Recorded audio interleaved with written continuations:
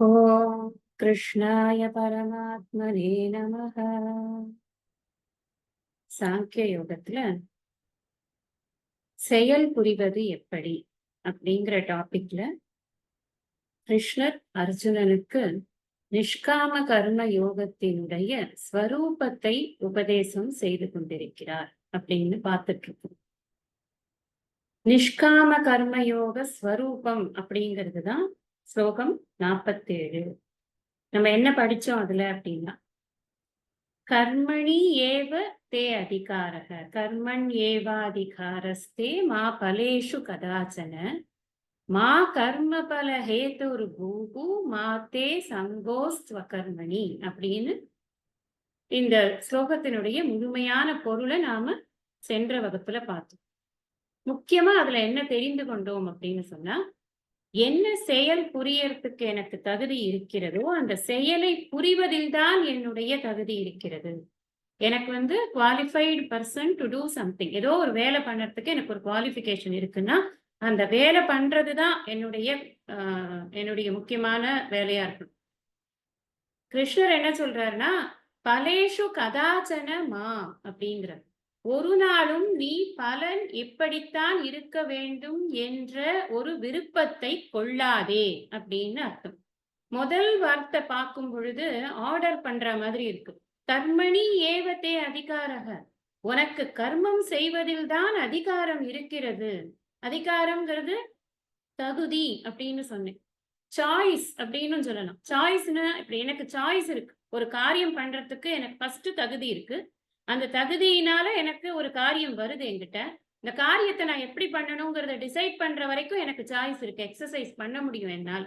இப்போ ஒரு எக்ஸாம்பிளுக்கு, சுவாமிஜி கிளாஸ் நடக்க போறது, வாங்க 2 பேர் இந்த சேர்ஸ் எல்லாம் அரேஞ்ச் பண்ணுங்க அப்படின்னு சொன்னான். ஏதோ 2 சேர் இங்க ஒண்ணு அங்க ஒண்ணுன்னு போட்டுட்டு நான் பாட்டுக்கு வேலையை பார்க்க போலாம். இல்ல, இந்த இடத்துல சுவாமிஜி உட்கார்ந்து கொண்டிருக்கிறார், அவர் பார்த்து கொண்டிருக்கிறார் அப்படிங்கிற ஒரு பாவனையோட கூட அந்த சேர் எல்லாத்தையும் ஒழுங்கா அடுக்கி எல்லாருக்கும் இடம் போக வர இடத்தெல்லாம் விட்டு நல்ல சேரா பார்த்து போட்டு நீட்டா அந்த வேலையை முடிச்சுட்டு போகலாம். இல்லைன்னா எனக்கு இதுக்கு சம்மந்தம் கிடையாது, இதெல்லாம் என் வேலையே கிடையாது, எனக்கு வேற வேலை இருக்குன்ட்டு அப்படியே நைஸா எஸ்கேப் ஆகலாம். 3 விதமா பண்ணலாம். முன்னாடியே சொல்லியிருக்கேன், ஒரு காரியத்தை செய்யலாம், செய்யாமல் இருக்கலாம், வேறு வேறு விதமாக செய்யலாம் அப்படின்னு காரியத்தை பண்றதுல சாய்ஸ் எல்லாம் எக்ஸசைஸ் பண்ணி எப்படி எல்லாமோ பண்ணிக்கலாம். ஆனா பலன் இப்படித்தான் இருக்கணும் அப்படிங்கிறதுல நீ விருப்பம் கொள்ளாது. 2வது, அவர் பலனை பத்தி சொல்லும் பொழுது என்ன சொல்றார், ஒரு சஜஷனா சொல்றார், விருப்பத்தை அங்க வச்சுக்காதப்பா. ஏன் விருப்பத்தை வச்சுக்க கூடாது? நானு அடுத்த பாதத்திலேயே இதுக்கான பதில் சொல்லிடுற. நீ கர்ம பல ஹேது பூஹு அப்படிங்கிற, நீ கர்ம பலனை அனுபவிப்பதற்கான ஒரு சூழலை உருவாக்கிக் கொள்பவனாக இருக்கிறாய். அப்படி நீ பலன்ல விருப்பம் வைத்தாய் அப்படின்னு சொன்னா, அந்த பலன், நான் ஒரு எதிர்பார்க்கிற பலன் வரணும். அப்படி வரலைன்னா நான் என்ன பண்ணுவேன்? நான் அந்த பலன் வர வரைக்கும் நான் மறுபடியும் ஒரு வேலை பண்ணுவேன். அப்புறம் அந்த பலன் எனக்கு எதிர்பார்த்த மாதிரி இல்லைன்னா மறுபடியும் ஒரு வேலை பண்ணுவேன். இப்படி நான் வேலை பண்ணுவேன், பலனை பார்ப்பேன், வேலை பண்ணுவேன், பலனை பார்ப்பேன். நான் இங்கேருந்து எப்படி வெளியில வருவேன்? நான் வெளியிலேயே வர முடியாது. உனக்கு என்ன சொல்லிக் கொடுத்து கொண்டிருக்கிறேன்? நீ சித்த சுத்திக்காக கர்மம் செய்ய வேண்டும் என்று சொல்லிக் கொடுத்து கொண்டிருக்கிறேன். நீ திரும்ப திரும்ப உன்னுடைய கர்மத்தினுடைய செயலினுடைய பலனில் நாட்டம் வைத்துக் கொண்டே இருந்தாய் என்றால், அந்த கர்மத்தினால் மீண்டும் மீண்டும் கர்மம் செய்வதற்குத்தான் நீ ஒரு ஆளாக இருப்பாய். ஜென்ம கர்ம பலப்பிரதாம் கிரியா விசேஷ பகுலாம் போகைஸ்வர்ய கதிம் பிரதி போகைஸ்வர்ய பிரசக்தானாம் தயா அபஹ்ருத சேதசாம் விவசாயாத்மிகா புத்தி சமாதௌ ந விதீயதே. அந்த இடத்தோட கனெக்ட் பண்ணி பார்த்தாதான் இது புரியும். நீ இந்த மாதிரி திரும்ப திரும்ப கர்மா பண்ணிக்கொண்டே இருந்தாய் என்றால் மீண்டும் மீண்டும் பிறவி எடுத்துக்கொண்டே இருப்பாய். பிறவி கர்மா என்று உன்னுடைய வேலை, உன்னுடைய ஜென்மா இப்படியே போய்கொண்டே இருக்கும். இது போகத்திற்கும், திரும்பவும் ஐஸ்வர்யத்தை அனுபவிப்பதற்கும், திரும்ப இங்க போகம் செய்வதற்கும் உன்னுடைய மனம் எப்பொழுது சுத்தமாவது? சித்த சுத்தி என்பது நீ எப்ப கிடைக்கும்? விவசாயாத்மிகா புத்திகி சமாதௌன விதியதே, உள்ளத்தில் ஏற்படாது. சித்த சுத்தி என்பது உள்ளத்தில் ஏற்படாது. ஏன் இவ்வளவு போட்டு அடிச்சுக்கிறார் இவர்? சித்த சுத்தி என்னத்துக்கு அப்படின்னா, மோட்சத்துக்கு. புருஷார்த்த லட்சியத்தை அடையணும் அப்படின்னு சொன்னா அதற்கு முதல் படி மனசை தூய்மைப்படணும். பாருங்க எவ்வளவு வந்து த்ரஸ்ட் போடுறார் அப்படின்னு. அதுல இருந்து நாம என்ன புரிஞ்சுக்கணும் அப்படின்னா, இதுதான் முக்கியமான குவாலிஃபிகேஷன். சித்த சுத்தி தான் முக்கியமான குவாலிஃபிகேஷன். மனசு இந்த நிகழ்நிலையில் இருக்கணும். நல்லா புரிஞ்சுக்கணும். மனசு நிகழ்நிலையில் இருக்கணும். எங்கேயோ அலையக்கூடாது. எங்கேயோ அலையறதுன்னா எப்ப அலையும்னா, எதேதோ எண்ணங்கள், எதேதோ எதிர்பார்ப்புகள் இருக்கும் பொழுது மனசு அலையும். அதெல்லாம் ஒண்ணும் கிடையாது. இப்ப நான் கிளாஸ் டைம் கிளாஸத்தான் கவனிக்கிறேன். அப்படி இந்த மனச கொண்டு வந்து ஒரு கடிவாளம் போட்டு கட்டினா நிக்கிறதா இல்லையா? நீங்க எல்லாரும் சொல்ற ஃபீட்பேக்ல இருந்து எனக்கு என்ன தெரியறதுன்னா, நிக்கிறதுன்னு தெரியறது எனக்கு. இது நிக்கிறதுக்கு வந்து காரணம் கிருஷ்ணர். கிருஷ்ணர் நிக்க வைக்கிறார். அவ்வளவு உயர்ந்த கருத்துக்களை அவர் எடுத்து வைக்கிறார் இங்க. அப்ப நம்ம மனசு இங்க நிக்கிறது. அது மாதிரி ஒவ்வொரு நேரமும் காரியத்தில் மட்டும் மனசு வை. நீ பலனுக்குள்ள கொண்டு போய் வைக்காத. ஏன்னா அடுத்த ஸ்லோகம் மிக அருமையான ஸ்லோகம். இதை எப்படி இம்ப்ளிமெண்ட் பண்ணணும்னு சொல்லி கொடுக்க போறார். ஒவ்வொரு விஷயமுமே ஒரு குழந்தைய கையை பிடிச்சு கூட்டிட்டு கொண்டு போகிற மாதிரி அழகா கூட்டிட்டு போகிறார் கிருஷ்ணன். இங்க வந்து இன்னொரு விஷயம் நம்ம புரிஞ்சுக்கணும். இந்த சாய்ஸ் எக்ஸசைஸ் பண்றேன் அப்படிங்கிறது நம்ம நிறைய பேர் என்ன நினைக்கிறோம்னா, எவ்வளவோ கஷ்டப்பட்டு காரியம் எல்லாம் பண்றேன், என் தலையெழுத்து எதுவும் எனக்கு வரமாட்டேங்கிறது அப்படின்னு சில மனங்கள் அப்படி நினைக்கிறது. சில மனங்கள் என்ன நினைக்கிறது, நான் நினைச்சா பண்ண முடியாதா, என்னால முடியும் எல்லாம், அதெல்லாம் ஒண்ணும் பெரிய விஷயம் இல்லை. இது வந்து அரகன்ஸ். ஒரு பக்கம் அரகன்ஸ், ஒரு பக்கம் ரொம்ப தாழ்மையான ஒரு மனப்பாங்கு. அப்ப ஒண்ணு சுப்பீரியாரிட்டி காம்ப்ளெக்ஸ்ல நிப்பேன், இல்லைன்னா இன்ஃபீரியாரிட்டி காம்ப்ளெக்ஸ்ல நிப்பேன். நடுவாந்திரமா நான் நிக்கவே மாட்டேன். இப்படித்தான் இந்த மனசு. அதனாலதான் சமமாக இல்லை உன்னுடைய மனது அப்படிங்கிறதுனால. ஏன்னா ஆரம்பத்துல இவன் தான் இவன் மனசை திறந்து காமிச்சான். முழுக்க 1வது அத்தியாயம் பூரா இவன் மனசை நல்லா திறந்து காமிச்சதுனால சொல்றார், நீ இப்படி நீ சமமா இல்ல, அதனால நீ என்ன பண்ணணும் அப்படின்னாக்கா, நீ காரியத்தில் மட்டும் கவனத்தை செலுத்து. அதனால நீ பலன்ல கவனத்தை செலுத்தினாய் என்று சொன்னால் மீண்டும் மீண்டும் பலனை அனுபவிக்க வேண்டிய ஒரு சூழ்நிலையை நீயே உருவாக்கிக் கொள்கிறாய். அதெல்லாம் நாமளா பண்றதுதான். அதெல்லாம் ஈஸ்வரனோட வேலை அப்படின்னு நாம நினைக்க கூடாது. இப்போ இந்த இடத்துல சொல்லும் பொழுது பரமாத்மாஜி ரொம்ப அழகா ஒரு விஷயம் சொல்றாரு. நான் என்னதான் பண்றது, எனக்கு நான் எதிர்பார்த்த பலனும் வரலன்னா, நான் செய்ய வேண்டிய வேலையும் செஞ்சிருக்கேன்னா, நான் அந்த சிச்சுவேஷனை உலகியல் வாழ்க்கையா பார்க்கும் பொழுது அது வந்து ஒரு ஃபெயிலியர் தானே. நான் என்ன பண்றது அப்படின்னா, ப்ரே பண்ணு. இறைவனிடம் பிரார்த்தனை பண்ணு. என்ன பிரார்த்தனை பண்றது? இறைவா, எனக்கு எந்த மாதிரியான பலன் வந்தாலும் அதை தாங்கிக் கொள்வதற்கான ஒரு தைரியத்தையும் சக்தியையும் கொடு. மீண்டும் உற்சாகமாக வேலை பார்க்கக்கூடிய ஒரு மன அமைப்பை கொடு. இதுதான் என்னோட பிரேயர். இந்த நிஷ்காம கர்மயோகத்துல பண்ணினாதான், நிஷ்காம கர்மயோகமாக நம்முடைய காரியங்களை செய்தால் மட்டும்தான் இந்த பிரேயர் நமக்கு வந்து சூட்டபிளா இருக்கும். சகாமமாக கர்மம் பண்றேன் அப்படின்னு சொல்லும் பொழுது அதை தாங்கிக்கிறதுக்கு தைரியம் கொடுன்னா கேட்போம். இதை எப்படியாவது ரிவார்ட் பண்ணியே ஆகணும்னு அடுத்தது வேற ஒரு வேலை பண்ணுவோம் இல்லையா? அதனாலதான் நிஷ்காம கர்மயோகத்துக்குன்னே ஸ்பெஷலா இந்த விஷயத்த சொல்லும். இது உனக்கு சில விஷயங்களில் ஏமாற்றம் இருக்கத்தான் இருக்கும்.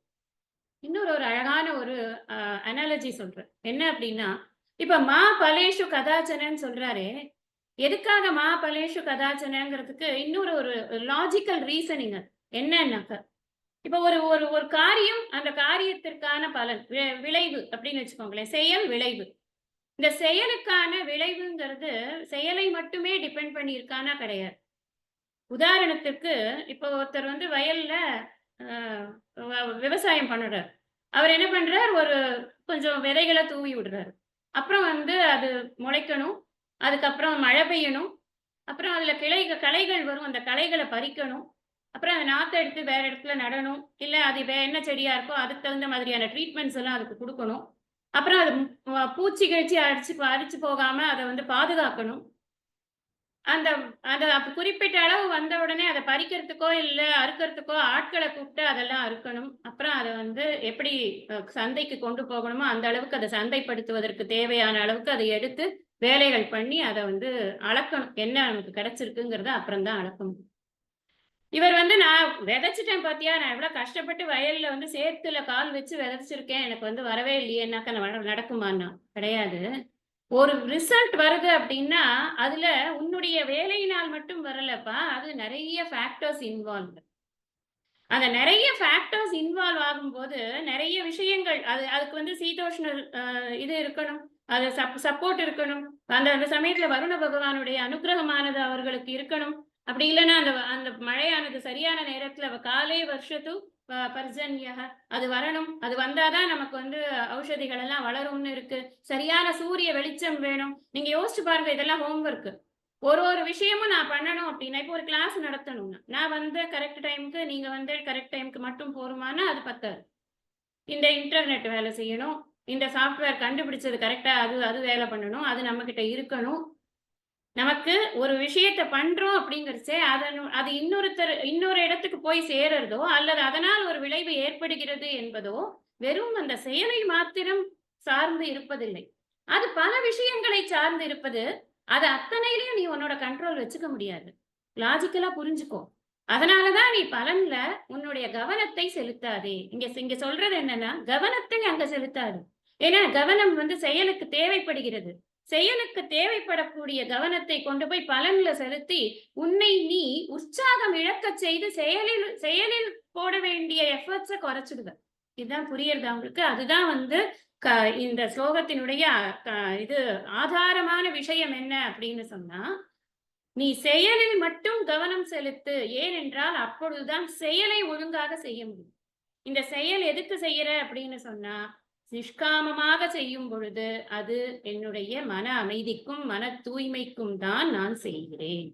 இதுதான் இந்த ஸ்லோகத்த நம்ம முடிஞ்ச வரைக்கும் நம்ம டீட்டெயில்டா பார்த்துட்டோம். இருந்தாலும் ஒரு 4 நாள் ஆனதுனால உங்களுக்கு ஒரு ரிகலெக்ஷன் வேணுங்கிறதுனால ஒரு 2, 3 விஷயத்த சொன்னேன் நான். அதனால எந்த செயலுக்கானாலும் அதனுடைய பலன் எப்படி இருக்க வேண்டும் அப்படிங்கிறதுல கவனம் வைக்கக்கூடாது. பலன் எப்படி இருந்தாலும் அந்த பலனை ஏற்றுக்கொள்ளக்கூடிய மனப்பக்குவம் நமக்கு வேணும். சுவாமிஜி பரமார்த்தாஜி சொல்றார், அவர் வந்து ஒரு அமர்நாத் யாத்திரை நிறைய பேரை கூட்டிட்டு போய் ரொம்ப வருஷம் முன்னாடி கூட்டிட்டு போகும்போது சொல்லி கூட்டிட்டு போனாராம் எல்லார்கிட்டயும். ஏன்னா அமர்நாத் யாத்திரைங்கிறது உங்க எல்லாருக்கும் தெரியும் எவ்வளவு கஷ்டமான ஒரு யாத்திரை அது அப்படின்னு. அந்த நம்ம போய் சேரும் பொழுது, அன்னைக்கு இருக்கிற சீதோஷ்ண நிலைக்கு தகுந்த மாதிரி தான் அமர்நாதரானவர் அந்த சைஸ்ல இருப்பார். எப்பவுமே ஃபோட்டோல காட்டுற மாதிரி அவ்வளவு பெரிய அமர்நாதரை பார்ப்போம் என்று நினைக்க முடியாது. ரொம்ப வெயில் அடிச்சதுன்னா அமர்நாதர் உருகி போய் சின்னதா கூட இருப்பார். இல்ல இல்லாம கூட இருப்பார். அதனால மனதை திடப்படுத்திக் கொண்டு தான் நீங்கள் அனைவரும் வர வேண்டும் அப்படின்னு சொல்லி கூட்டிட்டு போனாராம். அது மாதிரி நெறைய பெரிய ஒரு ஒரு லாங் ட்ரெக் நெறைய வர வழிகள்ல எல்லாம் நெறைய வந்து இயற்கை காட்சிகள், மிக அற்புதமான காட்சிகள் எல்லாவற்றையும் ரசித்துக் கொண்டு அங்க போகும்பொழுது சுவாமிஜி சொன்ன மாதிரியே அமரநாதர் இத்துணூண்டு ஒரு சின்ன ஒரு ஐஸ் மவுண்ட் மாரி இருந்தாராம். இவ்வளவு பெருசா அமரநாதர் பார்க்க முடியல. யாருக்கெல்லாம் மனசு தயாராகி இருந்ததோ அவர்களுக்கு எந்த ஒரு இதுவும் இல்ல. மனக்கவலையும் இல்ல. அந்த மாரி அமரநாதரை பார்த்ததுல. தயாராகாத மனங்கள் அனைத்தும் துன்பப்பட்டன. நான் சொல்ற எக்ஸாம்பிள் வந்து சுவாமிஜி சொல்லியிருக்கிற எக்ஸாம்பிள் தான் இது. நான் சொல்றது வந்து ரொம்ப சத்தான விஷயத்துல சொல்லின்னு இருக்கேன் நான். இப்ப நம்ம சாதாரண லௌகீகமான வாழ்க்கையில் நடக்கக்கூடிய அத்தனை விஷயங்களுக்கும் நாம் எதிர்பார்க்கிற திசையில்தான் எனக்கு என்னுடைய செயலுக்கான பலன் வர வேண்டும் என்று நினைத்து என்னுடைய அந்த அந்த ஒரு உற்சாகத்தை செயலில் காட்ட வேண்டிய உற்சாகத்தை குறைத்துக் கொள்வதால் எனக்கு என்ன பயன்? என்னுடைய புருஷார்த்தமான வீடு பேரை அடைவது என்பதை நோக்கிய பயணம் தடைப்படும். வேற ஒன்னும் ஸ்பெஷலா நடக்காது. அதனாலதான் சொல்றார், உன்னுடைய நோக்கத்தை விட்டுடாத. விவசாயாத்மிகா புத்திஹி ஏகேக குருநந்தன பகுஷாகா ஹ்யனந்தாச்ச புத்தயோ புத்தயோ விவசாயினாம். அந்த இடத்துல அவ்யவசாயினாம் அப்படின்னு படிக்கணும். இப்போ 48வது பார்ப்போம். இந்த ஸ்லோகம் 47வது ஸ்லோகத்துல என்ன சொல்லியிருக்காரோ அத இது வந்து நாலேஜ். இதை எப்படி அப்ளை பண்றது அப்படின்னு கத்துக் கொடுப்பேன். இப்போ நாலேஜ் மட்டும் போருமா? அறிவு மட்டும் இருந்தா போருமா? அறிவு மட்டும் பத்தாது. அதை எப்படி அப்ளை பண்றது நமக்கு தெரியணும்ல. அப்ளிகேஷன்ல தான் நாலேஜோடைய பெருமையே வருது வெளியில. அதனால இந்த அப்ளிகேஷன் இந்த ஸ்லோகம் அதனாலேயே ரொம்ப முக்கியம். இந்த ரெண்டையும் சேர்த்து தான் எப்பவுமே நம்ம வந்து புரிஞ்சுக்கணும். கீதா சேது மாதவனாமா. எஸ். யோகஸ்த குரு கர்மாணி யோகஸ்த குரு கர்மாணி. 2 வாட்டி. யோகஸ்த குரு கர்மாணி சங்கம் த்யக்த்வா தனஞ்சய. சங்கம் த்யக்த்வா தனஞ்சய. சங்கம் த்யக்த்வா தனஞ்சய. யோகஸ்த குரு கர்மாணி சங்கம் த்யக்த்வா தனஞ்சய. सिद्ध्य सिद्ध्यो समो भूत्वा सिद्धस् सिद्धया सिद्ध्यो समो भूत्वा सिद्धया सिद्ध्यो समो भूत्वा அது வந்து सिद्ध्य सिद्ध्यो सिद्ध्य सिद्ध्यो समो भूत्वा सिद्ध्य सिद्ध्यो समो भूत्वा सिद्ध्य सिद्ध्यो समो भूत्वा समत्वं योग उच्यते समत्वं योग उच्यते समत्वं योग उच्यते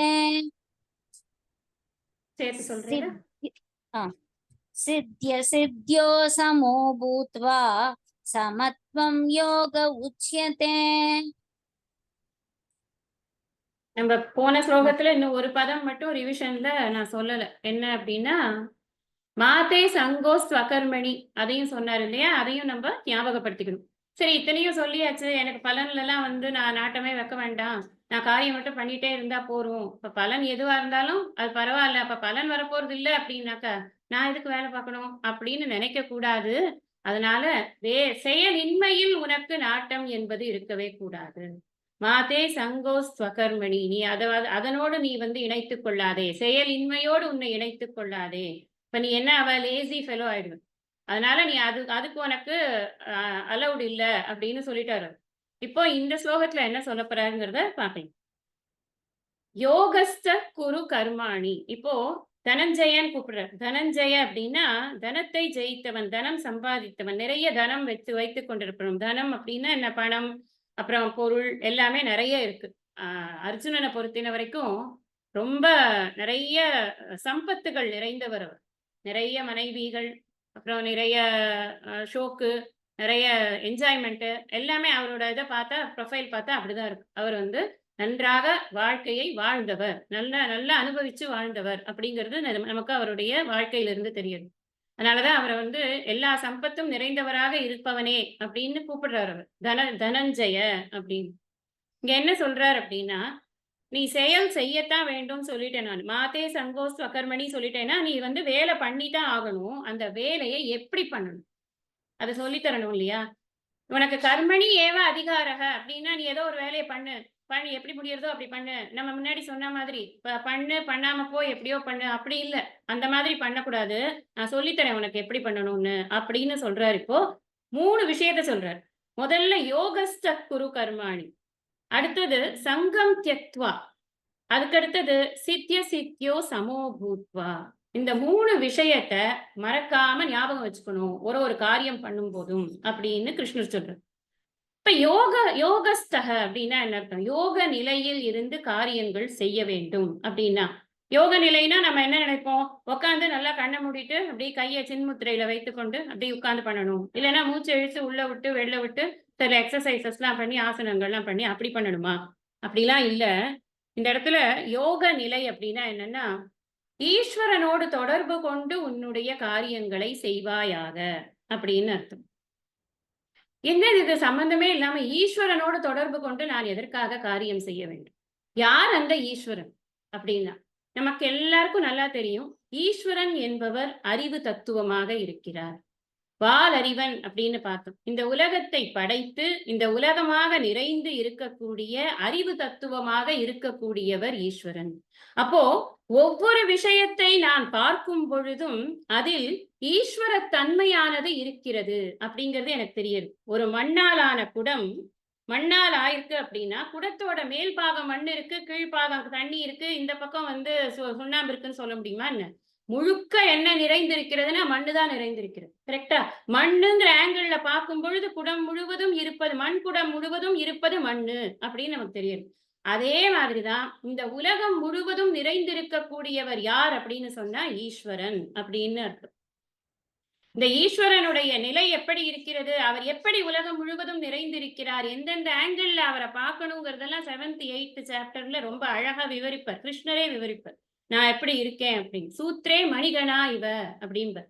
எல்லாம் வந்து எல்லாத்தையும் கட்டி வச்சிருக்கிற ஒரு மணிகளாக நீங்கள் எல்லாரும் இருக்கிறீர்கள். இந்த உலகம் முழுவதும் மணிமணியா இருக்கு, அந்த மணியை கட்டுற சூத்திரம் நான் தான். இந்த மணி வந்து வெறும்னா அங்க ஒண்ணு இங்க ஒண்ணு இருந்தா யூஸ் ஆகுமா? ஆகாது. அதை ஒழுங்கா கட்டி இருந்தா அழகா ஒரு ஹாரமா போட்டுக்கலாம் இல்லையா? அதை ஒரு ஆர்டர் கொண்டு வரதே நான் தான்ப்பா. அந்த ஆர்டர் கண்ணுக்கு தெரியாது, உள்ள இருக்கு அந்த கயிறு. அது எப்படி வெளில தெரியும்? கயிறை எடுக்கணும்னு நீ முயற்சி பண்ணனா அது மணி வெளில போயிடும். எவ்வளவு ஒரு நுண்மையான ஸ்லோகம் பாருங்க அது. சூத்ரே மணிகணா இவ பின்னாடி படிப்போம் நம்ம. இன்னும் நிறைய நிறைய நிறைய நுண்மையான விஷயங்களை அழகழகாக நம்ம படிக்கத்தான் போறோம். அப்போ ஈஸ்வரன் எப்படி இருக்கிறார் என்பதெல்லாம் அந்த 7, 8, 9, 10 எல்லாம் ஈஸ்வரனை பத்தி தான் மொத்தமா அங்க பக்தி யோகம் வரைக்கும் அழுக்க அழுக்க திகட்ட திகட்ட ஈஸ்வரனை பத்தி தான் நம்ம பார்க்க போறோம். இங்க என்ன சொல்றார் அப்படின்னு சொன்னா, இந்த அறிவு தத்துவம்ங்கிறது இந்த உலகம் முழுவதும் நிறைந்திருக்கிறது. என்ன ப்ரூஃப்ப்பா? அறிவு தத்துவம் உலகம் முழுவதும் நிறைந்திருக்கிறது. சுவாமிஜி அழகா சொல்ற, இந்த உடம்புல எனக்கு கீழே வலிக்கிறது, கால் வலிக்கிறது, அப்புறம் முதுகு வலிக்கிறது, அப்புறம் கண்ணு வலிக்கிறது. இப்படி ஏதாவது ஒண்ணு வலிக்கிறதுன்னா, எனக்கு எப்படி தெரியறது? கண்ணு என்கிட்ட சொல்லுமா? கண்ணு வெளியில நின்னுட்டு என்கிட்ட சொல்றதா? எனக்குள்ள ஒரு அறிவு தத்துவம் இருந்து என் உடலில் என்னென்ன நடக்கிறது என்பதை எனக்கு உணர்த்துகிறதா இல்லையா? அதை அறிபவனாக நான் இருக்கிறேனா இல்லையா? அப்பொழுது ஒரு அறிவு தத்துவம் இதை இயக்குகிறது என்பதற்கு நான் தானே சாட்சி. அதே மாதிரிதான் இந்த பிரபஞ்சம் முழுவதும் இயக்கப்படக்கூடிய ஒரு விஷயமாக இருக்கிறது. இயக்குபவன் ஒருவன் இருக்கிறான். அவன்தான் அந்த அறிவு தத்துவம். அந்த ஈஸ்வரன் அறிவு தத்துவமாகத்தான் இருக்கிறான் அப்படின்னு. இதை எப்படி புரிஞ்சுக்கணும் அப்படின்னு சொன்னா, நாம பார்க்கக்கூடிய ஒவ்வொரு விஷயத்திலும் ஒவ்வொன்றிலும் இறை தன்மை இருக்கிறது அப்படிங்கிறத புரிஞ்சுக்கணும். அழகா சாந்தோக்கிய உபநிஷத்துல ஒரு மந்திரத்துல சொல்லுவார். என்ன அப்படின்னா, நீ இந்த இந்த ஒரு மரம் இருக்கு அப்படின்னா, மரத்தோட அடியில வெட்டினாலும் அதுல இருந்து அந்த ஜலமானது அந்த மரத்துல ஏதோ ஒரு பாலோ இல்ல ஒரு நீரோ ஒண்ணு கசியுமா இல்லையா வெட்டினா? அது உயிரோட இருக்கிற மரத்தை அது அடியில வெட்டினாலும் வரும், மேல வெட்டினாலும் வரும், நடுவுல வெட்டினாலும் வரும், எங்க வெட்டினாலும் வரும். அதனால என்ன புரிஞ்சுக்கணும்னா அது நிறைந்து இருக்கிறது அப்படிங்கிறத புரிஞ்சுக்கணும் அப்படின்னு. அங்க அர்த்தம் என்ன? அந்த அந்த அந்த இடத்துல என்ன கான்டெக்ஸ்ட்னா, இந்த உடல் முழுவதும் ஜீவன் நிறைந்து இருக்கிறது அப்படின்னு. அதே மாதிரிதான் இந்த பிரபஞ்சம் முழுவதும் ஈஸ்வரன் நிறைந்து இருக்கிறான் அப்படிங்கிறத நம்ம புரிஞ்சுக்கணும். அப்ப நான் ஈஸ்வரனோடு தொடர்பு கொண்டு ஒரு காரியத்தை செய்ய வேண்டும். யோக நிலையில் காரியம் செய்வது அப்படின்னு. யோகம்னாலே ஜாயினிங் தான். என்ன எதோட ஜாயின் பண்றதுன்னா, நான் ஒரு ஜீவனாக இருந்து இந்த காரியங்கள் பண்றேன்னா, நான் என் இண்டிவிஜுவாலிட்டியை பூஸ்ட் பண்ணிக்கிறதுக்கு நான் காரியம் பண்றது கிடையாது. இது இறைவனுடைய உலகம். இந்த இறைவன் இந்த உலகமாக நிறைந்திருக்கிறார். அந்த இறையை தொடர்பு கொண்டு நான் அத்தனை காரியங்களும் செய்கிறேன் அப்படின்னு காரியம் பண்ணணும் அப்படின்னு சொல்றார். இப்ப சில பேர் சொல்லுவா, இதெல்லாம் இறைவன் உள்ள ஒண்ணும் இல்லை. இந்த விஷயங்கள் பூரா சுவாமிஜி ரொம்ப அழகா எக்ஸ்பிளைன் பண்றார். இதை நாஸ்திகம்னு நம்ம இது பண்ண முடியாது. அதாவது நாஸ்திகர்களுக்கும் இதுல ஒரு ஒரு ஒரு பதில் இருக்கு அப்படின்னு சுவாமிஜி அழகா சொல்லுவார். எப்படி சொல்லுவார்னா, இது இயற்கைன்னு சொல்றாங்க சில பேர். இது இறைவனும் கிடையாது, ஒண்ணும் கிடையாது, இது இயற்கை அப்படின்னு சொல்றாங்க. சரி, அப்ப இயற்கைக்கு அறிவு உண்டா இல்லையா என்று கேட்டால் என்ன சொல்வார்கள் என்றால், இயற்கை ஜடம்தான், அதுக்கு என்னத்த அறிவு இருக்கு, அதுக்கெல்லாம் இன்னும் அறிவு கிடையாது. அப்படி என்றால் இது முறையாக எப்படி இயங்கிக் கொண்டிருக்கிறது? ஒரு அறிவு தத்துவம் இல்லாமல் இந்த உலகம் எப்படி முறையாக இயங்கிக் கொண்டிருக்கிறது? கருப்பை முட்டையுள் பறவைகள் பல நிறம் கலந்த சித்திரம் பாராய் அருப்பமாம் நியமம் இல்லாவிடில் அரசிலா நகர்போலாம் அப்படின்னு கைவல்யத்துல சொல்றாரு. எதை பத்தினா ஈஸ்வரனுடைய நியதியை பற்றி. ஈஸ்வரன்னா யாரு நம்ம எப்ப பாரு ஈஸ்வரன்னா நமக்கு என்ன தெரியும்னா, ஒரு சிலையோ அல்லது அந்த சிலையில் வைத்திருக்கக்கூடிய அந்த கத ஆயுதங்களோ இல்ல அதுக்கு பண்ணியிருக்கக்கூடிய அலங்காரங்களோ தான் நமக்கு மனசுல வருமே தவிர, இந்த மாதிரி ஈஸ்வரனை விரித்து பார்ப்பது என்பது நாம் பழகிக் கொள்ள வேண்டும். இந்த பிரபஞ்சமே ஈஸ்வரன் தான். நான் பார்க்கக்கூடிய ஒவ்வொன்றும் ஈஸ்வரன் தான். குப்பை ஈஸ்வரன் தான், சாக்கடை ஈஸ்வரன் தான், கங்கையும் ஈஸ்வரன் தான். எனக்கு வித்தியாசம்ங்கிறதே கிடையாது. ஏன்னா ஈஸ்வரன் என்பது எல்லா இடங்களிலும் எல்லாவற்றிலும் நிறைந்து இறைந்து இருக்கிறார். நம்ம படிச்சிருக்கோம் இதுல திருக்குறள்ல கூட. அப்ப இந்த இயற்கைன்னு நீங்க சொன்னா கூட சுவாமிஜி இந்த இடத்தை இப்படித்தான் ரெஃப்யூட் பண்றாரு. நீங்க இயற்கைன்னு சொன்னா கூட அங்கேயும் ஒரு அறிவு தத்துவம் இருக்கிறது அல்லவா? நாங்க அதைத்தான் ஈஸ்வரன் சொல்றோம். Ishwara is nothing but order அப்படிம்பர் Dayanand Saraswati Swamiji. It's an order. இந்த உலகம் ஒரு நியதியோட இருக்கிறது இல்லையா? அதுதான் ஈஸ்வரனுடைய பிரசன்ஸ காமிக்கிறது. இப்படி இல்லைன்னா ஏன் தென்னை மரத்துல வாழை கொலைய போட மாட்டேங்கிறது? நம்ம கேட்கலாம்ல, இது ரொம்ப அநியாயம். இதை நாங்க ஒத்துக்கவே மாட்டோம். தென்னை மரம் எப்படியாவது வாழைக்கொலையை போட்டே ஆகணும். யார் போராட்டம் பண்றது இதுக்கெல்லாம்? இது நடக்கிறது கிடையாது இல்லையா? இது நடக்கிறது இல்லைன்னு தெரியறதுனாலயே நமக்கு ஒண்ணு புரியணும். எல்லாவற்றிற்கும் ஒரு நியந்தா ஒருத்தர் இருக்கிறார். நியந்தானா நியமித்து அனைத்தையும் நடத்தி கொண்டிருப்பவர் ஒருத்தர் இருக்கிறார். அவர்தான், அந்த ஆர்டர் தான் அது. இது எல்லாமே ஆர்டர். நான் இப்படித்தான் இந்த இந்த உலகம் இப்படித்தான் இருக்க வேண்டும், இந்த பிரபஞ்சம் இப்படித்தான் இருக்க வேண்டும் என்று போட்டு வைத்த பாதையில் இது ஜாலியா போய்க்கொண்டே இருக்கிறது. இதை நம்ம யாரும் நம்மளா பார்த்து இதை டிஸ்டர்ப் பண்ணி நாம இந்த இயற்கையை கெடுக்கணும்னு நினைச்சாதான் ப்ராப்ளமே தவிர்த்து, அதர்வைஸ் அது பாட்டுக்கு போய்க்கொண்டே இருக்கிறது. அதனாலதான் இவர் சொன்னார், மகாகவி பாரதியார், யாதுமாகி நின்றாய் காளி தீதும் நன்றும் நீயானாய் அப்படின்னு. தீதும் நன்றுமானாய். இந்த 11வது அத்தியாயம் முழுக்க இந்த ஒரு 2 வார்த்தையத்தான் ஃபுல் எக்ஸ்பிளனேஷன். எப்படி விஸ்வரூப தரிசனம் கொடுக்கிறார் 11வது அத்தியாயத்துல. இங்க ஒரு 2 வார்த்தையில சொல்லிட்டார், யாதுமாகி நின்றாய் காளி தீதும் நன்றுமான. தீதும் நீதான், நல்லதும் நீதான், எல்லாம் நீதாம்மா, எனக்கு வேற வித்தியாசமே கிடையாது அப்படின்னு. அதெல்லாம் அந்த ஞானத்தினுடைய நிலையிலிருந்து பார்த்த பார்வையாக அதெல்லாம் பார்க்கிறோம். வானாகி மண்ணாகி வழியாகி ஒளியாகி, நமக்கு பாட்டுக்கு பஞ்சமே கிடையாது. ஈஸ்வரனை வர்ணிக்கக்கூடிய இந்த விதத்தில் வர்ணிக்கக்கூடிய பாடல்களுக்கு பஞ்சமே கிடையாது. நிறைய இருக்கு. ஹோம்ஒர்க் பண்ணி பாருங்க, பார்த்து என்ஜாய் பண்ணுங்க. அந்த பாட்டெல்லாம் நீங்க என்ஜாய் பண்ணுங்க. அப்ப எங்குமே இல்லாத இடமே இல்லை. பிரபஞ்சம் முழுவதும் நிறைந்திருக்கக்கூடியதாக இறைவன் இருக்கிறான் அப்படிங்கறத ஆதி பகவன் முதற்றே அப்படின்னு படிச்சிருக்கோம். அது மட்டுமல்ல, இறைவன் இறைந்து இருக்கிறான், காலத்தால் இறைந்து இருக்கிறான், இடத்தால் இறைந்திருக்கிறான். எல்லா திருக்குறள் கிளாஸையும் நீங்க அப்படியே ரிகலெக்ட் பண்ணிக்கொண்டே வந்தீர்கள் என்று சொன்னால், ஈஸ்வரன் என்பது என்ன, கடவுள் என்பது யார், கடவுள் தத்துவம் என்பது என்ன அப்படிங்கிறது நமக்கு நல்லா புரியும். ஈஸ்வரனுடைய இந்த பறந்து விரிந்த தன்மை இருக்கு இல்லையா, இந்த உலகம் முழுவதும் ஈஸ்வரனாக இருக்கிறார் அப்படின்னு இந்த இந்த இந்த ஒரு டிஸ்கிரிப்ஷனை ஏன் கொடுக்கிறார் அப்படின்னா நமக்கு இது என்ன புரியணும். ஏன் கொடுக்கிறாருன்னா, ஆதிசங்கரர் எப்படி இதை வியாக்கியானம் பண்றாருன்னா, நீ கர்மா பண்ணுப்பா, கேவலம் ஈஸ்வரார்த்தம் கர்மம், இப்படிதான் அவருடைய வியாக்கியானமே இருக்கு.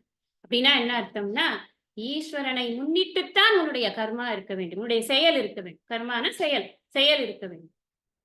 சுவாமிஜி இந்த இடத்துல ரொம்ப பியூட்டிஃபுல்லா இதை நமக்கு புரியறதுக்காக ஒரு எக்ஸ்பிளனேஷன் கொடுத்தார்.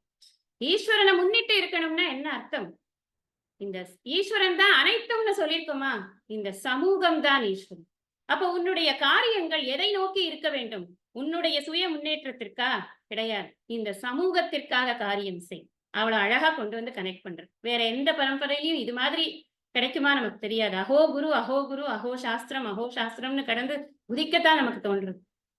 அப்ப இந்த காரியம் யோகஸ்த குரு கர்மாணி அப்படின்னா என்ன அர்த்தம்? என்னுடைய காரியங்கள், என்னுடைய செயல்கள் எனக்கு பயனுடையவையாக இருக்க வேண்டியதில்லை, இந்த சமூகத்திற்கு பயனுடையதாக இருக்கணும். அப்ப நமக்கு ஆட்டோமேட்டிக்கா ஒரு பொறுப்பு வருதா இல்லையா? நான் ஒன்னும் இல்லை, நான் ரோட்ல போறதே எச்சையாவது துப்பாம இருப்பேன். அட்லீஸ்ட் மினிமம் அந்த ஒரு சர்வீஸை நான் அந்த சமூகத்துக்கு பண்ண வேண்டாமா? பண்ணிதானே ஆகணும். இந்த சமூகம் என்பது என்னையும் எனக்குள் நான் வாழக்கூடிய இந்த உலகத்தையும் தான் சார்ந்து இருக்கிறது இல்லையா? இந்த சமூகத்தை நான் தான் பார்த்து கொள்ளணும் அப்படிங்கிற ஒரு ரெஸ்பான்சிபிலிட்டி எனக்கு வருது. எனக்கு அது பார்த்துக்கிறதுக்கான ஒரு தகுதி இருக்கு. அப்ப நான் என்ன பண்றேன்? என்னுடைய வேலை அனைத்தையும் சேவையாக மாற்றுகிறேன். யோகஸ்த குரு கர்மாணி அப்படின்னு சொன்னா, இறைவனோடு தொடர்பு கொண்டு இந்த காரியங்களை நீ செய்வாயாக. இறைவனோடு தொடர்பு என்பது இறைத்தன்மையோடு கூடிய தொடர்பு. இறைத்தன்மை என்பது எங்கோ ஓரிடத்தில் ஒரு கோவிலில் கர்ப்ப கிரகத்தில் இருப்பது அல்ல, அது இந்த சமூகமாக இருக்கிறது. சமூகம்தான் இறை. உன்னை சுற்றி இருக்கக்கூடிய சமூகத்திற்காக உன்னுடைய செயல்களை செய்வாயாக. இந்த நிஷ்காம கர்மம்னாலே என்ன அர்த்தம்னா சர்வீஸ் தான். அப்படி பண்ணாதான் இந்த மனசு சுத்தமாகும். நம்மளோட தேசத்துல ஒவ்வொரு பிரார்த்தனையும் காலையில எழுந்து பண்ற முதல் பிரார்த்தனையான சந்தியாவந்தனத்துல இருந்து ஆரம்பிச்சு அத்தனை பிரார்த்தனைகளையும் எங்களுக்கு செய்வாயாக அப்படின்னு தான் இறைவனை கேட்பதாக இருக்கிறதே தவிர எனக்கு பண்ணிடுன்னு கிடையாது. எல்லா பிரார்த்தனைகளும் இன்க்ளூசிவா தான் இருக்கு இந்த தேசத்துல. அதனால பை நேச்சர் நமக்கு அப்படி இருந்தா கூட கால தேச வர்த்தமானத்தின் மாற்றங்களுக்கு ஏற்ப நாமும் கொஞ்சம் சுயநலவாதிகளாய் ஆகிவிடக் கூடாதுங்கிறதுக்காக இதெல்லாம் நாம சரியான முறையில் புரிந்து கொள்ள வேண்டும். அப்ப என்னுடைய காரியங்கள் அனைத்தும் எப்படி இருக்கணும் அப்படின்னு சொன்னா, இந்த சமூகமே இறைவன் அப்படிங்கிற நோக்கத்தோடு கூடிய என்னுடைய பார்வையோடு அந்த காரியம் இருக்கணும். 2வது பார்க்கலாமா? 2வது சங்கம் தியக்த்வா அப்படின்னு சொல்றாரு. சங்கம் தியக்த்வா அப்படின்னா என்ன அர்த்தம்? பற்று இல்லாமல் நீ செயல் புரிய வேண்டும் அப்படிங்கிற. இந்த இடத்துலயும் ஆதிசங்கரோட வியாக்கியானம் ரொம்ப ரொம்ப பியூட்டிஃபுல்லா இருக்கு. என்ன அப்படின்னா, கடவுள் என் மீது திருப்தி கொள்வார், அந்த திருப்தி அடையட்டும் அப்படிங்கிற பற்று கூட உனக்கு இருக்க வேண்டாம்ப்பா. இப்போ நம்ம எல்லாரும் என்ன நினைக்கிறோம், நான் இந்த நல்ல வேலையெல்லாம் பண்ணிட்டா எனக்கு வந்து கடவுள் என் மேல ரொம்ப சந்தோஷப்படுவார், அதனால எனக்கு நிறைய வந்து நல்லதெல்லாம் பண்ணுவார். அப்ப ஜென்ரலா இருக்கிற தாட் தான், அது தப்பே கிடையாது. ஆனா அது கூட உனக்கு வேண்டாம் அப்படிங்கிற அதுவே ஒரு பற்று. அந்த பற்றையும் விட்டு ஒழித்து விடும். நீ கடவுளுடைய திருப்திக்காக காரியம் செய்ய வேண்டியது கிடையாது. இங்க சொல்ற வேர்ட்ஸே என்னன்னா, ஈஸ்வரக மே துஷ்யது இதி சங்கம் தியக்த்வா. இறைவன் என் மீது சந்தோஷப்படட்டும் என்பதற்காக நீ இப்ப காரியம் பண்ணுகிறாயே, இந்த சந்தோஷப்படட்டும் என்ற பற்றை நீ விட்டுவிடு. அது தேவையில்லை. அதாவது யாருக்காகவுமே நீ காரியம் பண்ணல, அதான் விஷயம். நீ ஈஸ்வரனுக்காக கூட காரியம் பண்ணல. நீ ஈஸ்வரனாக எல்லாவற்றையும் பார்த்து நீ காரியம் பண்ணுகிறாய், ஆனா ஈஸ்வரனுக்காக நீ காரியம் பண்ணல. இது என்ன, இது ஏன் இப்படி சொல்றாரு அப்படின்னா, சுவாமிஜி சொல்லுவார், பரமேஸ்வர பிரீத்தியர்த்தம் அப்படின்னு சொல்லிதான் எல்லா காரியத்தையும் சங்கல்பம் பண்றோம். இப்ப வீட்டுல நீங்க யாராவது சங்கல்பம் பண்றவங்களா இருந்தீங்கன்னா அதுல சங்கல்பத்துல வரும் பரமேஸ்வர பிரீத்தியர்த்தம். இல்ல கோவில்ல போய் ஒரு பேரு நட்சத்திரம் சொல்லி ஒரு அர்ச்சனை பண்ணலாம்னா பரமேஸ்வரி பிரீத்தியர்த்தம் அப்படின்னு சொல்லி பண்றாங்க. நம்ம என்ன நினைக்கிறோம், சாமி சந்தோஷப்படும் அதுக்காக தான் நம்ம பரமேஸ்வர பிரீத்தியர்த்தம்.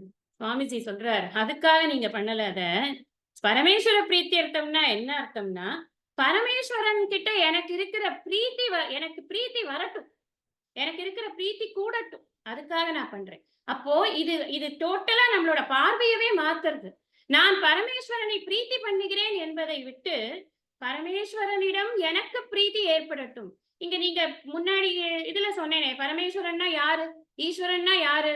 ஈஸ்வரன்னா இந்த என்டையர் பிரபஞ்சம் தான், இந்த சமூகம் தான். இந்த சமூகத்தின் மீது எனக்கு பிரீத்தி ஏற்படட்டும். நான் எப்படி சர்வீஸ் பண்ண முடியும்? சும்மா நான் வந்து எனக்கு நான் ரொம்ப சர்வீஸ் பண்ண ஆசைங்க, எனக்கு ரொம்ப சர்வீஸ் பண்ண ஆசைங்க, ஆனா எனக்கு அவரை பிடிக்காதுங்க, எனக்கு இவரை பிடிக்காதுங்க, எனக்கு இந்த ரெட்டு சட்டை போட்டாலே பிடிக்காது, எனக்கு பச்சை சட்டையே பிடிக்காது, இப்படி பேசிக்கிட்டே இருந்தாக்கா சர்வீஸ் பண்ண முடியுமா? எல்லாரையும் இன்க்ளூட் பண்றதுக்கு ஒரு மனசு வேணும். நம்ம இப்பதான் இதுல பார்த்தோம், வெக்காமை அருள் வெக்கி ஆற்றுவான் ஆற்றின் கண் நின்றான். அவன் ஏன் அருள் வெக்கி ஆற்றின் கண் நின்றான் என்றால், இங்க அன்பை பழகி கொண்டால்தான் அவன் அருளை விரும்ப முடியும்னு படிச்சோமா இல்லையா? அதே மாதிரிதான் அந்த அருள் அப்படிங்கிறது, அந்த எக்ஸ்பான்ஷன் வரணும் அப்படின்னு சொன்னா இப்படித்தான் நாம் அன்பை வளர்த்து கொள்ள வேண்டும்.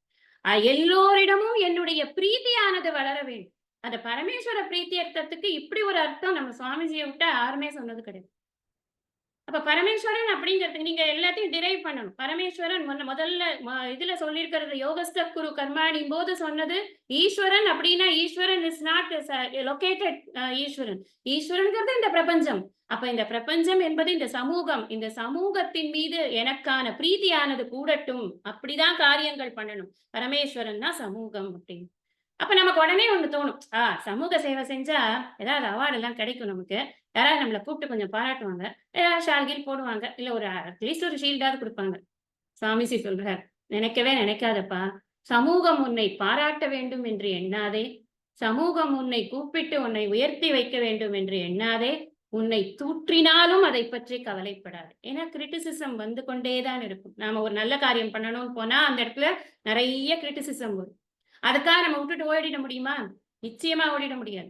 அப்படி ஓடுறதா இருந்தா விவேகானந்தர்னு ஒருத்தரே இருந்திருக்க முடியாது. எத்தனையோ கிரிட்டிக்ஸ் இருந்தாங்க அவருக்கு. ஆனா அதையெல்லாம் அவர் வந்து கவனிக்கவே இல்லை. அவர் என்ன சொல்லுவார் எல்லாருக்கும்னா, உன் மனசுல தைரியம் இருக்கா, உன் மனசுல உண்மை இருக்கா, நேர்மை இருக்கா, நடுவு நிலைமை இருக்கா, நீ கிளம்பு வேலையை பார்க்கறதுக்கு, அடுத்தவன் என்ன சொல்றான்னு பார்க்காத அப்படின்னு. அப்போ இங்கேயும் அதேதான், நீ உன்னுடைய காரியங்களை சங்கம் தியக்த்வா அப்படின்னா எதனோடும் பற்று வேண்டாம். அந்த எனக்கு பாராட்டு வருதுங்கிறதுக்காக எனக்கு காரியம் பண்ண வேண்டாம். எனக்கு எந்த ஒரு எனக்கு பாராட்டே கிடைக்கலங்கிறதுனால காரியத்தை போட்டுட்டு மாத்தை சங்கோஸ்துவ கர்மணி சொல்லியிருக்காரு, நான் விட்டுட்டு போயிட முடியாது. எனக்கு என்ன வந்தாலும் சரி, நான் அதை பத்தி கேரே பண்ணக்கூடாது, அதை பத்தி கவலையும் படக்கூடாது. எனக்கு புகழ் வந்தது அப்படிங்கிறதுக்காக நான் மயங்கி போயிடக்கூடாது. இருள் சேர் இரு வினையும் சேரா இறைவன் பொருள் சேர் புகழ் புரிந்தார் மாட்டு. புகழ்ச்சி வந்தாலும் என்னை அது பாதிக்காது, இகழ்ச்சி வந்தாலும் என்னை அது பாதிக்காது. எப்படிப்பட்ட சூழ்நிலையாக இருந்தாலும் நான் வேலை மட்டும்தான் பண்ணிக்கொண்டே இருப்பேன். என்னை யார் என்ன சொன்னாலும் சரி, நான் வேலை மட்டும்தான் பண்ணிக்கொண்டே இருப்பேன். வேலை செய்வதில் தான் என்னுடைய கவனம். இந்த பகவான் அப்ப அப்ப எனக்கு வந்து பகவான் ஒண்ணுமே பண்ண மாட்டாரா?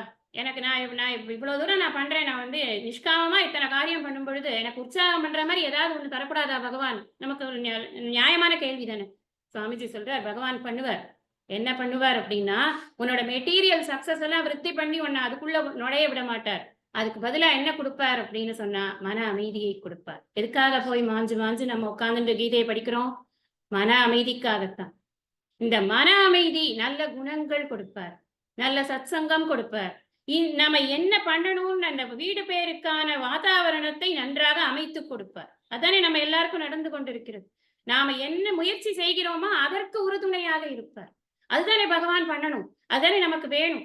அதனால நமக்கு நல்ல சத்சங்கம் வேணும், நல்ல மன அமைதி வேணும், நல்ல குணங்கள் வேணும். நல்ல பணத்தை வச்சுட்டு என்ன பண்றது?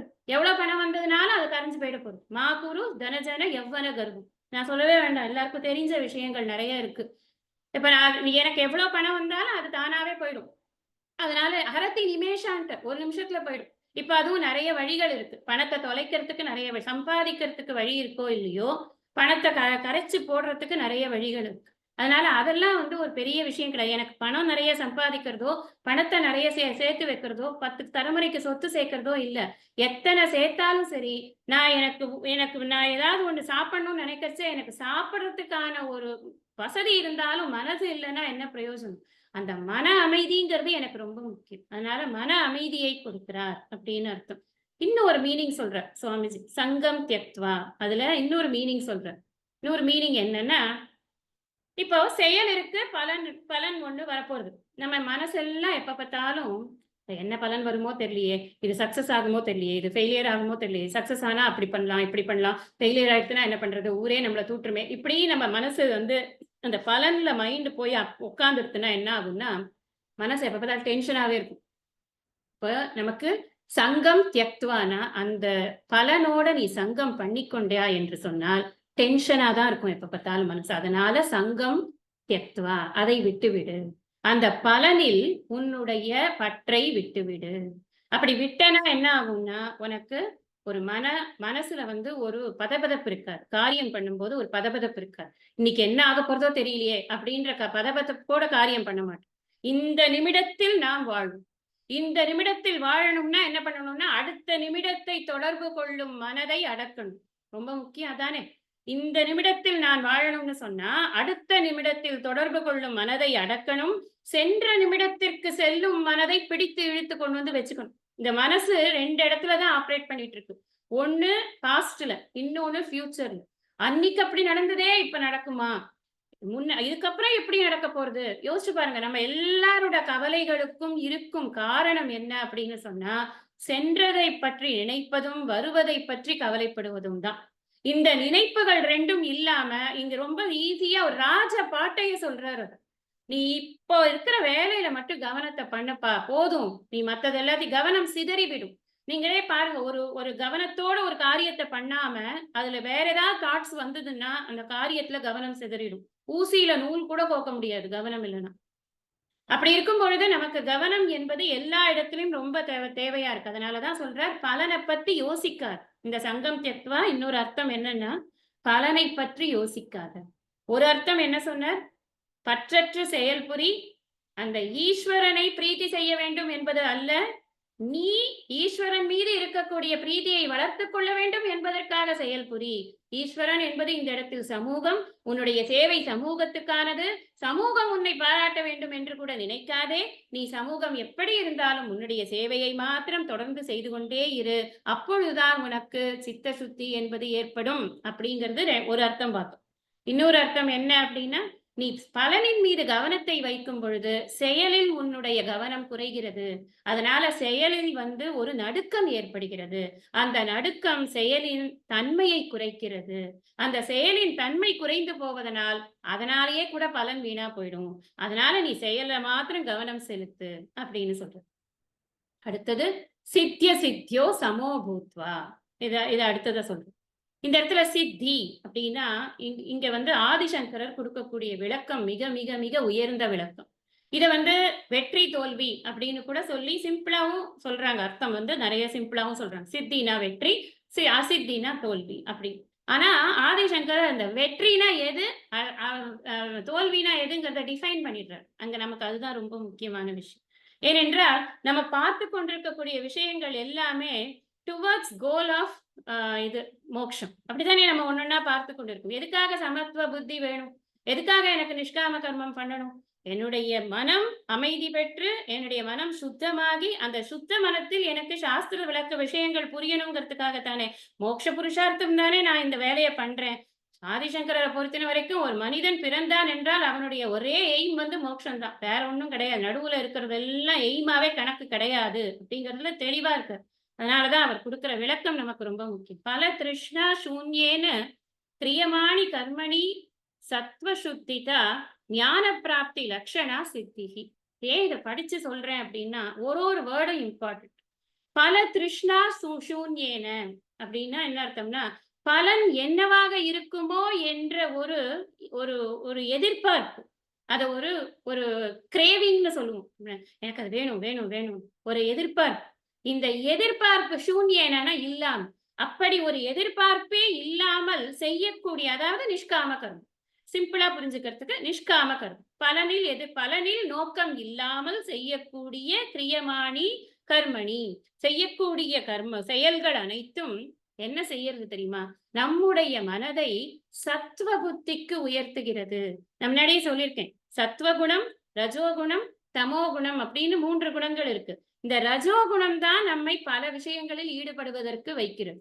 நம்ம பல விஷயங்களில் ஈடுபடுவது மலினமான ரஜோகுணம் அப்படின்னு ஆச்சாரியர் வந்து விவேக சுடாமணியில சொல்லுவார். மலினம்னா கொஞ்சம் மட்டமான, சுத்தம் இல்ல இல்லையா? அதனால மலினம்.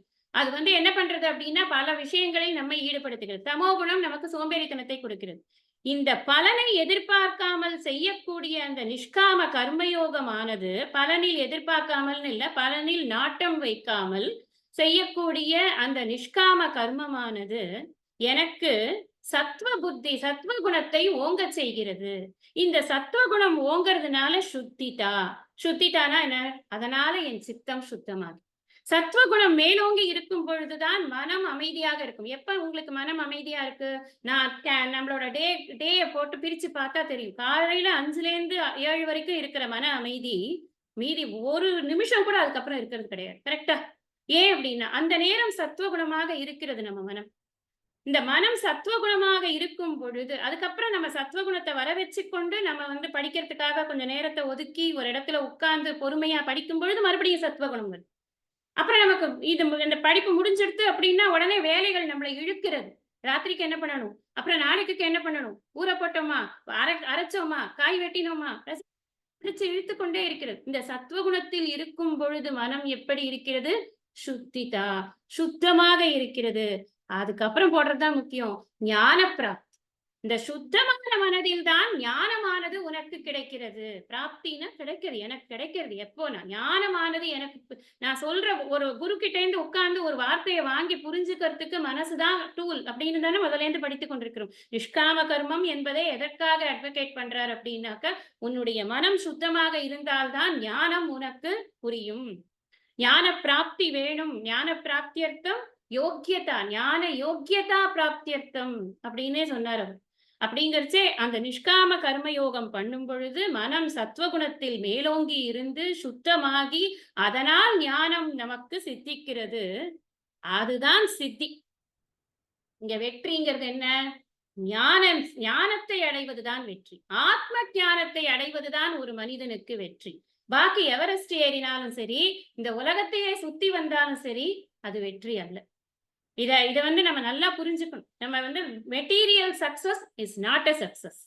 அத சக்சஸ் இன்ஃபேக்ட் சொல்ல போனா இந்த ஆன்மீக வாழ்க்கையில் நமக்கு ஏற்படக்கூடிய ஒரு இது இருக்கு இல்லையா, வெற்றி இருக்கிறது இல்லையா, அந்த வெற்றிக்குள் அனைத்து உலகியல் வெற்றிகளும் அடக்கம். ஏன் அப்படின்னா ஆன்மீக வாழ்க்கையில் ஏற்படும் வெற்றியினால் கிடைக்கக்கூடியது என்ன அப்படின்னா ஆனந்தம். அந்த ஆனந்தம் பேரானந்தமாக இருப்பதனால் மற்ற அனைத்து சிறிய ஆனந்தங்களும் அதனுள் தான் அடக்கம். எங்க படிச்சோம் இத? யாவான் அர்த்த உதபானே சர்வத சம்ப்ளுதோதகே, இப்பதானே படிச்சோம். அவ்வளவு பெரிய ஒரு நீர்நிலைக்குள்ள சிறிய நீர்நிலை அடங்காதா? அதத்தான் சொல்றார். நீ ஆன்மீக வாழ்க்கையில் உனக்கு வெற்றி என்பது தன்னைத்தான் அறிவது ஒன்றே. ஆத்ம ஞானம்தான் வெற்றி. அப்ப ஒரு மனிதன் ஆன்மீக வாழ்க்கைன்னு இல்ல, வாழ்க்கையில வெற்றியே அவரை பொறுத்த வரைக்கும் வாழ்க்கையில வெற்றியே ஆத்ம ஞானம். அப்போ இதுக்கு மாறாக இருப்பதுதான் அசித்தி அப்படிங்கிறார். இந்த இடத்துல சுவாமிஜி என்ன சொல்றாரு அப்படின்னா, இந்த சித்தி அப்படின்னா நாம பலனை விரும்பாமல், பலன் மீது நாட்டம் இல்லாமல் செய்யக்கூடிய கர்மமானது மனசை சுத்தம் செய்து மனதுல குரு வாக்கிய உபதேசங்கள் நன்றாக பதிந்து எனக்கு ஞான நிஷ்டை ஏற்படுகிறது என்பது சித்தி அப்படின்னு வைத்துக்கொண்டால், அசித்தி என்பது இதே விஷயத்தை தான். நான் பலனை விரும்பாமல் காரியங்கள் செய்தாலும் எனக்கு ஏதோ என்னுடைய பூர்வ ஜென்ம கர்ம வாசனையின் காரணமாக எனக்கு இன்னும் சித்தம் சுத்தம் ஏற்படாமல், என்னுடைய மனம் ஞானத்தில் நிற்கவில்லை, நிஷ்டை ஏற்படவில்லை, எனக்கு புரியவில்லை அப்படின்னு சொன்னா அது அசித்தி. அது தோல்வி என்பது அல்ல. இது நிஷ்டை ஏற்பட்டது, அது இன்னும் நிஷ்டை ஏற்படல. இது ரெண்டையும் பார்த்து நீ குழப்பி மயங்கி போய் அதனால நீ இந்த நிஷ்காம கர்மம் செய்வதை விட்டு விடாதே. சித்தியோ சமோ பூத்வா. எனக்கு கிளாஸுக்கு வரேங்க, ஆனா எனக்கு ஒன்னும் புரிய மாட்டேங்குது. நல்லா இருக்கு, நீங்க சொல்லும் போது ரொம்ப சூப்பரா இருக்கு, ஆனா அதுக்கப்புறம் ஒண்ணுமே மனசுல நிக்க மாட்டேங்குது. என்ன செய்யலாம்? திரும்ப கேட்கணும். இல்ல திரும்ப கேட்டுட்டேன், இல்ல திரும்ப கேளுங்க. இது நான் சொல்ல, சுவாமிஜி சொல்லுவோம். திரும்ப திரும்ப திரும்ப புனః சிரவணம் குறியா. திரும்ப திரும்ப திரும்ப கேட்டு கேட்டு கேட்டு கேட்டு இந்த மனம் அதற்கு பழகி பழகி பழகி மனம் தானா அடங்கும். அடங்கினா அது நிச்சயம் ஸ்புட்டமா புரியத்தான் புரியும். அதுக்கு ஒன்றும் மாற்று கருத்தே கிடையாது. ஆனா எல்லாருக்கும் ஒரே டயத்துல புரிஞ்சிடும் சொல்ல முடியாது. நம்ம ஆதிசங்கரருடைய சிஷ்யர்கள் பத்தி தோடகாஷ்டகம் படிக்கும்போது படிச்சோம். தோடகருடைய கதையை படிச்சோம். கொஞ்சம் மந்தமா இருந்தார் அப்படிங்கறதுனால எல்லாரும் அவரை கலட்டா பண்ணாங்க. கடைசியில அவருக்கு தான் ரொம்ப வசத்தியான அந்த பாடல் எழுதுவதற்கான அனுகிரகம் குருவினிடம் இருந்து கிடைத்தது. அவர் எப்படிப்பட்ட பாட்டு எழுதியிருக்கார். அப்போ இது இப்ப புரியறதா, நாளைக்கு புரியறதாங்கிறது முக்கியம் இல்லை. நீ உன் வேலையை மட்டும் பண்ணு. நீ படிக்கிற வேலையை படிச்சு கொண்டே இரு. படிக்கிறதா உன் வேலை, படித்து கொண்டே இரு. இதுதான் சொல்றாரு. நீ சித்திய அசித்தியோ, அதாவது சித்த சுத்திக்காகத்தான் நான் காரியம் செய்து கொண்டிருக்கிறேன். இந்த சித்த சுத்தி என்பது இப்ப ஏற்படல. இன்னும் என்கிட்ட சில மலங்கள் இருக்கு, என்னிடம் சில குறைபாடுகள் இருக்கிறது, என்னால் அதை உணர முடிகிறது. திரும்ப திரும்ப நான் முயற்சி செய்து என்னுடைய சேவைகளை வளர்த்து கொண்டு என்னுடைய மனதை தூய்மை ஆக்கிக் கொண்டேதான் இருக்க வேண்டும். இதுல என்ன நமக்கு மெசேஜ்? சித்தியோ சமோ பூத்வா. வெற்றி தோல்வியை பற்றி நீ கவலைப்படாமல் உன் வேலையை மட்டும் செய்யும் சொன்னாலே போருமே. இதுல என்ன மெசேஜ் இருக்கு அப்படின்னா, ஆன்மீக பலனை கூட விரும்பாதேங்கிறாரு. நீ லௌகிகமான உலகியல் பலன்களை விரும்பாமல் காரியம் செய் என்று ஆரம்பித்த கிருஷ்ணர் இந்த இடத்துல ஆன்மீக பலனை கூட நீ விரும்ப வேண்டிய அவசியம் இல்லை. ஏனென்றால் அது ஏற்படும், அது ஆட்டோமேட்டிக்கா ஏற்படும். நீ அதுல பல கிருஷ்ணாங்கிறார் இல்லையா, அதான் ரொம்ப முக்கியம். அந்த பலன் இதான் எனக்கு வேணும், எப்படியாவது இதை அடையணும் அப்படிங்கிறதுனால நீ பண்ணாத, அது தானாக ஏற்படும். அது நீ தொடர்ந்து படித்துக் கொண்டிருந்தால் உன் மனம் அந்த விஷயத்தை புரிந்து கொண்டுதான் ஆக வேண்டும். அந்த படிக்கிற புண்ணியமே அந்த விஷயத்தை புரிய வச்சிடும். சத்சங்கம் அதுக்கு ஹெல்ப் பண்ணும், குரு ஹெல்ப் பண்ணுவார், சாஸ்திரம் ஹெல்ப் பண்ணும், எல்லாமே ஹெல்ப் பண்ணும். ஏன்னா எல்லா அனுகிரகம், சாஸ்திர அனுகிரகம் வேணும், குரு அனுகிரகம் வேணும், கூட படிக்கிறவங்க அனுகிரகம் வேணும், எல்லாம் சேர்ந்து. அதனாலதான் பலன் நம் கையில் இல்லைன்னு இப்ப புரிஞ்சுக்கணும். மா பலேஷு கதாச்சன. அது நீ உன்னோட புத்தியினால மட்டும்தான் நினைக்காத. நிறைய எக்ஸ்டர்னல் ஃபேக்டர்ஸ் இருக்கு. அந்த சித்தியையும் அந்த அசித்தியையும் நீ பற்றி கவலைப்படாதே. இந்த இருமைகளுக்குள்ள நீ மாட்டிக்காதே. உனக்கு வேண்டியது என்ன? சித்த சுத்தி. அந்த சித்த சுத்திய கூட நீ இப்ப எக்ஸ்பெக்ட் பண்ணாதங்கிறார் கடைசியில. இந்த ரெண்டுல கூட நீ இதுதான் எனக்கு வேணும்னு கூட நீ எக்ஸ்பெக்ட் பண்ணாத, செயல் மாத்திரம் செய்து கொண்டு. அப்ப சித்திங்கிறதுக்கு ஞான பிராப்தி லட்சணக சித்தி அப்படின்னு போட்ட. எனக்கு புரியுறது, இந்த சாஸ்திரம் எனக்கு நல்லா புரியுறது அப்படிங்கிறது தான் இதுல இருக்கக்கூடிய வெற்றி. எனக்கு அது புரியல அப்படின்னா அதை பற்றி கவலைப்படாதே. நீ தொடர்ந்து உன்னுடைய காரியத்தை செய்து கொண்டே இரு. சரி, இப்ப ஷார்ட்டா புரியணும்னா அகம் பிரம்மாஸ்மி அப்படிங்கிறது எனக்கு நல்லா விளங்குறது. எனக்கு எப்ப கேட்டாலும் எனக்கு சொல்ல முடியும். அகம் பிரம்மாஸ்மி. என்னுடைய காரியங்கள் எது செய்து கொண்டிருந்தாலும் என் மனதில் அதுவேதான் ஓடிக்கொண்டிருக்கிறது, விளங்குவது. அசித்திங்கிறது என்ன? இல்ல, இன்னும் விளங்கல, இன்னும் ஹேஸ்டியா தான் இருக்கு, அது எனக்கு இன்னும் புரிப்பட மாட்டேங்குது. பரவாயில்ல. திருப்பி திருப்பி படிக்க போறோம். இது என்ன, இது ஒரு கிரந்தத்தோட முடிக்க போறோமா? இதுலயே இன்னும் எவ்வளவோ இருக்கு. இதெல்லாம் படிச்சுட்டு அப்புறம் சுவாமிஸ் கிரேஸ் எத்தனை படிக்க போறோமோ நமக்கே தெரியாது. படிக்க படிக்க கிளாரிட்டி. சுவாமிஜி சொல்லுவார், படிக்க படிக்க கிளாரிட்டி. சமோ பூத்வா அப்படிங்கிறார். சமோ பூத்வானா என்ன? ஞானம் கிடைச்சதுக்காக குதிக்கவும் குதிக்காத. எனக்கு தான் ரொம்ப தெரிஞ்சு போச்சு. அகம் பிரம்மாஸ்மி தெரியுமா உனக்கு? அது கூட தெரியலையா? என்னத்துக்கு நீ எல்லாம் வர கிளாஸ்க்கு? அப்படி இல்ல. சமோ பூத்வா. ரொம்ப குதிக்காத. கிளாஸ் உனக்கு புரிஞ்சுட்டுங்கிறதுனால ரொம்ப குதிக்காத. ரொம்ப புரியவே இல்லைங்கிறதுனால கொமஞ்சும் போகாது. அதுவும் தேவையில்லை, இதுவும் தேவையில்லை. சமத்துவமாக உன்னுடைய மனதை வைத்துக்கொள். உன்னை முழுமையாக பகவானிடம் ஒப்படைத்து விடு. பகவானிடம் ஒப்படைத்து விடு அப்படிங்கறத இந்த பிரபஞ்சமாக விரிந்திருக்கக்கூடிய பகவானிடம் ஒப்படைத்து விடு. இந்த இந்த பிரபஞ்ச நியதிக்குள் உன்னை ஒப்படைத்து விடு. நீயாக நியதிகளை எழுதாதே.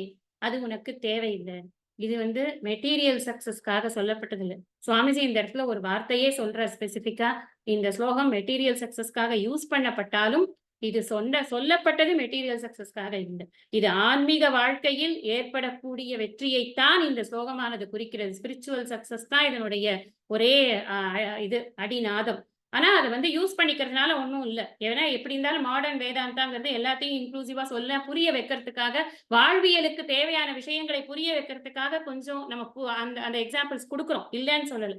ஆனா இங்க என்ன சொல்றாரு அப்படின்னா, உனக்கு ஆன்மீகத்தில் கூட உனக்கு ஒரு வெற்றி கிடைக்கவில்லை என்று சொன்னால் அதை பற்றியும் நீ கவலைப்படாது.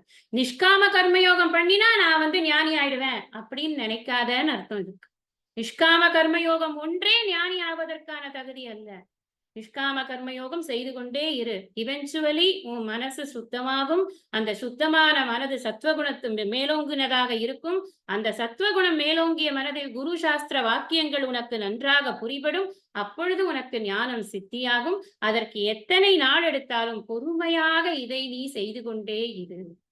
அதற்காக உலகியல் பலன்களை விரும்பி அந்த பக்கம் போயிடாத, இங்கேயே இரு அப்படிங்கிற இந்த சமத்துவ யோக அப்படின்னா ஞானம் கிடைச்சாலும் கிடைக்காட்டியும், உனக்கு கிடைச்சதுன்னு இல்ல, ஞானம்ங்கிறது எப்பவும் இருக்கு. உனக்கு புரிஞ்சாலும் புரியாட்டியும் அப்படி புரிஞ்சுக்கணும். புரிஞ்சாலும் புரியாட்டியும் உன்னுடைய பொறுப்புகளையும் கடமைகளையும் நீ எப்பொழுதும் செய்து கொண்டேதான் இருக்கணும். சமத்துவம் அப்படின்னாலே விருப்பு வெறுப்பற்ற மனநிலை அப்படின்னு தான் அர்த்தம். நம்ம வேண்டுதல் வேண்டாமை இலானடி சேர்ந்தார், அங்கே பார்க்கணும். விருப்பு வெறுப்பற்ற மனநிலை. யோகம் அப்படிங்கிறது அந்த விருப்பு வெறுப்பற்ற மனநிலையோடு செய்யப்பட வேண்டியது. சமத்துவம் யோக உச்சியதே அப்படின்னு ஒன்னு விஷயம் நம்ம புரிஞ்சுக்கணும். இந்த கர்மன் ஏவாதிகாரஸ்தே அப்புறம் யோகஸ்த குர்கர்மன் ரெண்டையும் சேர்த்து படிச்சோம்னா, ஃபர்ஸ்ட் அவர் நேச்சர் ஆஃப் கர்மயோகா ஃபர்ஸ்ட் சொல்லிடுறார்.